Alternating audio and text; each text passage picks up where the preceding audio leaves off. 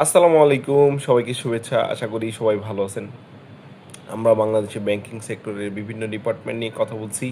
আমরা এখন import department নিয়ে কথা বলা শুরু করেছি। বাংলাদেশে যে সমস্ত পণ্য আমদানি হয়, সেটিকে মূলত ২ টি ভাগে ভাগ করে। একটি হচ্ছে লাক্সারিয়াস আইটেম, আরেকটি হচ্ছে প্রয়োজনীয়, নিত্য প্রয়োজনীয় আইটেম। আমাদের মতো উন্নয়নশীল দেশে প্রায় সবকিছুই আমদানি করতে হয়। কিছু ক্ষেত্রে যদি একটি দেশ উৎপাদনশীল হয় অথবা বেশি সচ্ছল হয় তাহলে হয়তো তাকে সেটি কম আমদানি করতে হয়। কিন্তু কিছু ক্ষেত্রে আমাদেরকে প্রায় অনেক কিছুই আমদানি করতে হয়। তো এই আমদানি ব্যয় নির্বাহ করার জন্য আমাদেরকে আমাদের টাকার প্রয়োজন, যেটি বৈদেশিক মুদ্রায় আমরা পরিশোধ করে থাকি। যার কারণেই মূলত আমাদের রপ্তানি বাড়াতে হয় অথবা রেমিটেন্সের পরিমাণ বাড়াতে হয়।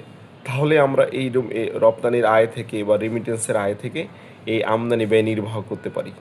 না হলে আমরা তখন চ্যালেঞ্জের মধ্যে পড়ে যাই বা আমাদেরকে কোনো ব্যাংক বা আর্থিক প্রতিষ্ঠান থেকে লোন নিয়ে এই ধরনের ব্যয় নির্বাহ করতে হয়।